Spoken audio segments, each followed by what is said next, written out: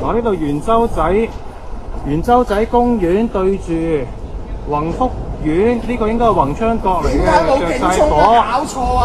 唉，嗱，呢棟咁樣着晒火啦，已經下邊。冇人撳警鐘，冇警鐘嘅成棟大廈。喂，嗰啲工程人員做乜㗎？工地嗰啲成棟大廈冇警鐘，搞錯啊！真係，着緊火咯喎，滴緊。火燭啊喂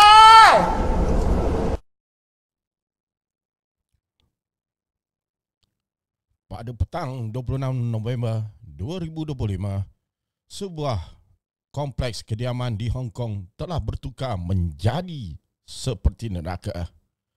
Dalam masa kurang 30 minit, api melompat dari satu tingkat ke satu tingkat, membakar perancah, jaring plastik dan memerangkap beratus-ratus orang di dalam rumah mereka sendiri. Ini bukan sekadar kebakaran. Ini adalah tragedi yang paling dahsyat di Hong Kong dalam tempoh berdekat-dekat. 83 telah terkorban dan dipercayai ratusan lagi telah mendapat kecederaan yang pelbagai. Ribuan turut hilang tempat tinggal. Dan dalam masa tempoh 24 jam, pihak polis telah menangkap 3 individu dari sebuah syarikat pembinaan yang disyaki menyebabkan kecuaian maut. Bagaimana sebuah renovasi biasa boleh bertukar menjadi bencana terbesar? Ini adalah kisah yang akan membuatkan korang semua tergamam, marah dan akhirnya simpati pada komuniti yang hilang segala-galanya.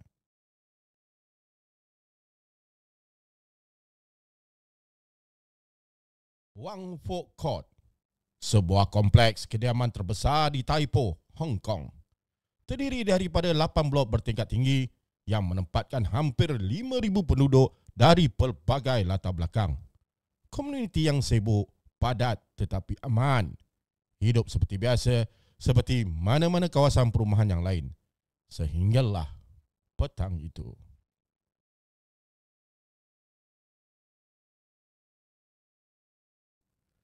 Seperti banyak bangunan lama di Hong Kong, Wong Fok Court sedang melalui kerja renovasi. Tapi renovasi ini bukan biasa-biasa. Ia melibatkan pelitupan keseluruhan bangunan dengan perencah buluh. Satu amalan tradisi di Hong Kong tetapi semakin dipersoalkan keselamatannya. Di luar bangunan, jaring hijau telah dipasang. Di beberapa tempat lain, pekerja telah menggunakan papan polistrin untuk menutup tingkap semasa kerja menukar tingkap. Dan di sinilah segala masalah bermula.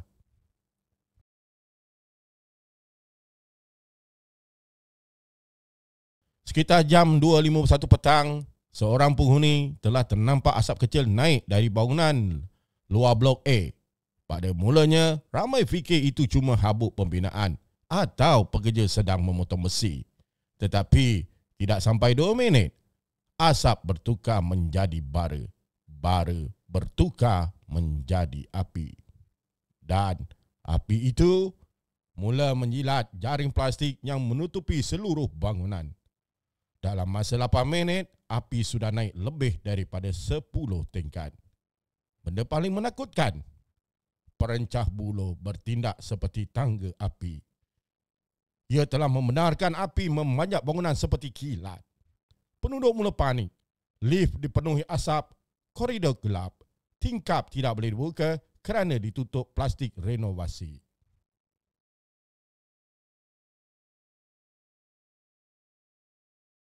Mengapa api ini begitu pantas? Jawapannya tragik. Gabungan bahan murah. Perencah buluh mudah terbakar. Jaring plastik, plastik nipis terbakar dalam beberapa saat sahaja. Papan polistrin, ini dah bahan yang menghasilkan asap toksik yang tebal dan mudah terbakar. Ini bukan sekadar api biasa. Ini seperti menyalakan api di sekeliling bangunan dengan bahan yang menggalakkan pembakaran.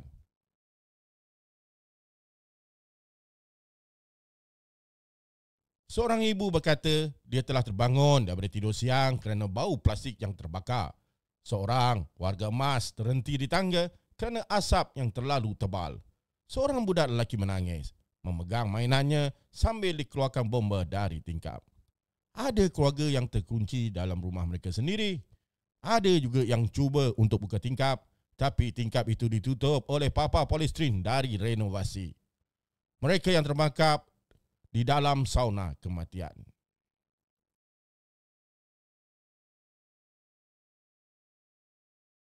Bomba Hong Kong telah bekerja keras, tetapi mereka berdepan halangan yang tidak pernah mereka jangkakan. Perencah buluh runtuh. Bahagian luar bangunan terbakar seperti kertas, asap masuk ke dalam sistem ventilasi. Malah ada bomba yang tercedera semasa cuba naik ke tingkat tinggi. Tahap amaran telah dinaikkan ke level 5, iaitu tahap tertinggi. Tetapi api terlalu cepat.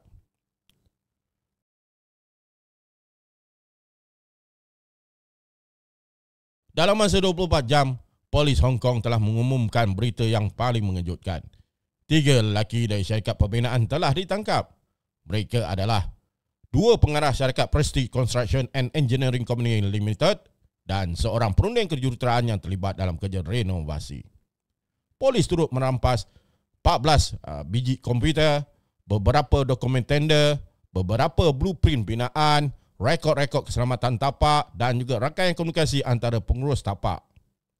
Polis berkata ada gross negligence, iaitu kelalaian besar yang membahayakan nyawa manusia. Mereka mungkin berdepan dakwaan manslaughter, iaitu satu dakwaan yang boleh membawa hukuman penjara yang amat panjang. Namun, sampai hari ini, nama penuh mereka belum lagi didedahkan kerana siasatan masih berjalan dan prosedur undang-undang di Hong Kong biasanya merahsiakan identiti sebelum pendakwaan rasmi dilakukan.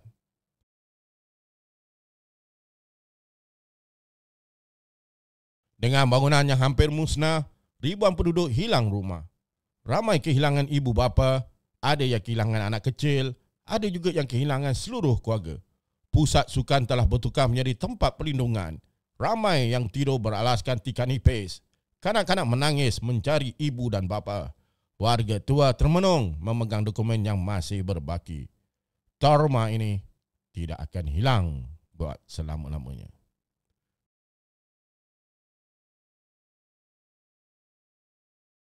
Berdasarkan siasatan awal, kebakaran ini telah berlaku kerana 3 faktor utama. 1.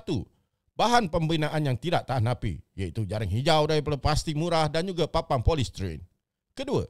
Perancah buluh bertindak sebagai laluan api. Sasul aku ni. Api naik menegak dengan kelajuan yang luar biasa. Nombor 3. Kegagalan audit keselamatan. Penutupan tingkap dengan bahan sementara, laluan kecemasan yang sempit, tiada pemeriksaan keselamatan kebakaran sebelum renovasi. Ini bukan bencana alam, ini kegagalan manusia. Kebakaran Taipo 2025 bukan sekadar statistik. Ia adalah peringatan kejam bahawa kecuaian kecil bila dicampur dengan tamak, tergesa-gesa dan bahan murah boleh meragut puluhan nyawa. Wang Fok Kut kini tinggal rangka, tetapi kisahnya akan terus menjadi amaran untuk dunia.